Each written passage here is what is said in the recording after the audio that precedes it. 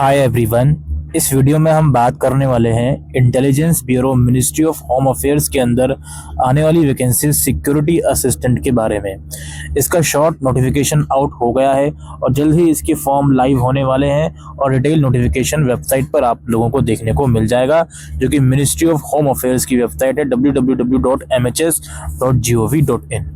अब इसके अंदर सिक्योरिटी असिस्टेंस की वैकेंसीज निकली है जो अलग अलग सब्सिडरीज हैं इंटेलिजेंस ब्यूरो के, जैसे अगरतला, अहमदाबाद, ऐज़वाल, दिल्ली, भोपाल वगैरह। इसके अंदर वैकेंसीज निकली हैं। यहाँ पे अलग अलग सब्सिडरीज के अकॉर्डिंग कैटेगरी वाइज वैकेंसीज का डिवीजन लिखा हुआ है।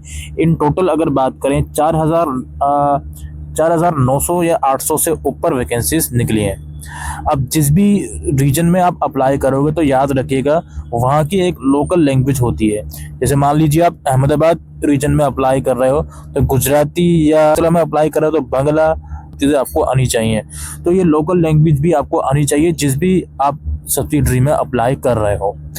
इसकी थोड़ी सी डिटेल में अगर मैं बात करता हूँ तो ये जो वैकेंसी है सिक्योरिटी असिस्टेंट की, ये आप लोगों की ग्रुप सी की non gazetted non ministerial post की वैकेंसी है। इसका पे लेवल 3 में आता है 21,700 से लेके 69,100 में, और कुछ स्पेसिफिक अलाउंस भी आपको इसमें दिए जाएंगे। इसमें एसेंशियल क्वालिफिकेशन है क्लास 10th। अगर आपका क्लास 10th कंप्लीट है, रिकॉग्नाइज्ड बोर्ड से आप एलिजिबल हो, और जिस भी सब्सिडरी में, जिस भी स्टेट में आप अप्लाई कर रहे हो वहाँ का डोमिसाइल सर्टिफिकेट आपके पास होना चाहिए। इसके अलावा knowledge of any one of the local language, यानी कि जो भी आपको लैंग्वेज ऊपर दिखाई गई हैं इनकी नॉलेज आपके पास होनी चाहिए। बेसिकली अगर स्कूल में पढ़ी है तो कंसिडर कर लिया जाता है कि आपको उस सब्जेक्ट की नॉलेज है या नहीं।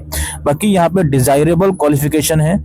अगर आपके पास इंटेलिजेंस वर्क का पास्ट एक्सपीरियंस है तो डिजायरेबल है, यानी कि ज़रूरी नहीं है ये क्वालिफिकेशन, अगर है तो अच्छी बात है। इसके अलावा बात करते हैं इसमें एज लिमिट की। 18 से 27 साल इसकी एज कंसीडर होगी 17 अगस्त 2025 तक। अपर एज लिमिट में रिलैक्सेशन है, SC ST को 5 साल, OBC को 3 साल तक का, और कुछ और डिपार्टमेंटल कैंडिडेट के लिए यहाँ पर रिलैक्सेशन रखा गया है। दोस्तों 17 अगस्त जो डेट है इसको याद रखिएगा, ये फाइनल कट ऑफ डेट है और ये क्लोजिंग डेट भी है फॉर्म की। अभी फॉर्म शुरू हुए नहीं है लेकिन 17 अगस्त तक ये क्लोजिंग डेट है। इसके अलावा यहाँ पे कुछ और इम्पोर्टेंट चीज़ें लिखी गई हैं। नंबर ऑफ वैकेंसीज जो हैं वो प्रोविजनल है, चेंज वगैरह भी हो सकती हैं। और जो भी एलिजिबिलिटी आपको बताई जा रही है, चाहे वो एज लिमिट है, एजुकेशन क्वालिफिकेशन है, कैटेगरी वगैरह है, ये सब चीज़ें फॉर्म की क्लोजिंग डेट तक कंसिडर होंगी। और क्लोजिंग डेट अगेन यहाँ पे 17 अगस्त लिखा जा रहा है, यानी कि अगर आप 10th अवेटेड है रिजल्ट, 17 अगस्त से पहले आपका रिजल्ट आ जाए तो ही आप अप्लाई कर सकते हो। इसमें आप, अगर इसमें आपकी पोस्टिंग होती है तो इंडिया में कहीं भी सर्व करने के लिए आप एलिजिबल हो, लायबल हो। हालांकि ये स्टेट वाइज वैकेंसी ज़रूर है, बट एनीवेयर इन इंडिया आपकी जो इसमें पोस्टिंग है वो हो सकती है, तो उस हिसाब से अप्लाई करें। इसमें सिलेक्शन के प्रोसेस की बात करते हैं, या उससे पहले फॉर्म की फ़ीस की बात करते हैं। इसकी फ़ीस 550 रुपये रहने वाली है, और मेल कैंडिडेट जनरल के, EWS और OBC कैटेगरी, इनकी फ़ीस आप लोगों की 100 रुपीज़ की रहने वाली है। ठीक है, अच्छा। और बाकी इंपॉर्टेंट चीज़ें हैं जो आप देख लीजिएगा। Female candidate, SC ST candidate जो रिजर्वेशन होता है वो पेमेंट से एग्जेम्प्टेड है, वो यहाँ पर लिखा हुआ है। अब यहाँ पे इसका जो सिलेक्शन का प्रोसेस है, इसके अंदर सबसे पहले Tier 1 का एग्ज़ाम होगा जो कि 100 मार्क्स का होगा, 1 घंटे का होगा। ये online exam, objective type question इसमें पूछे जाएंगे जो 5 पार्ट्स में डिवाइडेड हैं। 20 क्वेश्चन हर एक पार्ट में होंगे। General awareness, quantitative aptitude, numerical, analytical, logical ability और रीजनिंग, इंग्लिश लैंग्वेज और जनरल स्टडीज। इसमें 1/4 मार्क्स की नेगेटिव मार्किंग भी रखी जाएगी। इसके अलावा Tier 2 है जो कि रिटन एग्जामिनेशन है, जो कि डिस्क्रिप्टिव टाइप पेपर होगा। इसमें ट्रांसलेशन होगा 500 वर्ड के पैसेज का, लोकल लैंग्वेज से इंग्लिश में, या वाइसे वर्सा, या नहीं और वाइसे वर्सा। तो 50 नंबर का ये क्वेश्चन इसमें रखा जाएगा, ट्रांसलेशन है ये, जिसमें बेसिकली लोकल लैंग्वेज को टेस्ट करने के लिए रखा जाएगा। और Tier 3 में आपका इंटरव्यू और पर्सनैलिटी टेस्ट है, अगेन ये 50 मार्क्स का है।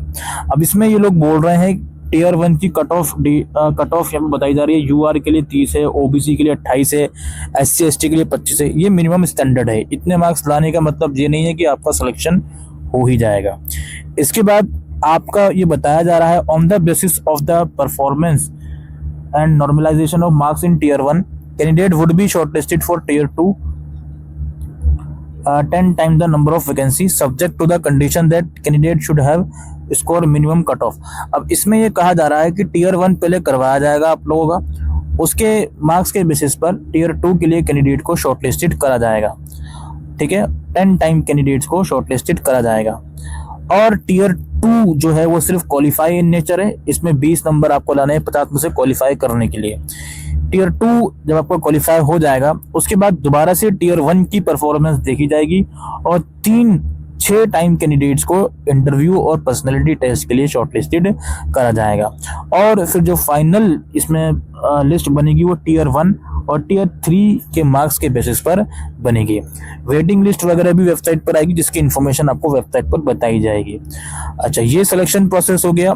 एग्जामिनेशन सिटीज जब आप फॉर्म भरोगे तो अपना प्रेफरेंस वगैरह जो भी होगा एग्जाम सिटीज का वो आपको देना होगा। इसमें 5 प्रेफरेंस आपको देने होते हैं। जो डिटेल नोटिफिकेशन आएगा उसमें इंफॉर्मेशन आपको मिल जाएगी कि कौन कौन से स्टेट्स में इसका एग्जाम्स होगा। अप्लाई अगेन ऑनलाइन ही करना है और इसके जो फॉर्म है 28 जुलाई से 17 अगस्त तक इसके जो फॉर्म है वो भरे जाएंगे। ठीक है, और बाकी फीस वगैरह मैंने आपको बताई दी। डिटेल नोटिफिकेशन आएगा उसके बारे में भी हम लोग बात करेंगे। तो यही एक डिटेल इन्फॉर्मेशन हम इंटेलिजेंस ब्यूरो की वैकेंसीज के बारे में देने आए थे। उम्मीद करते हैं ये वीडियो आपको यूजफुल लगी हो तो वीडियो को शेयर करिएगा। Thank you.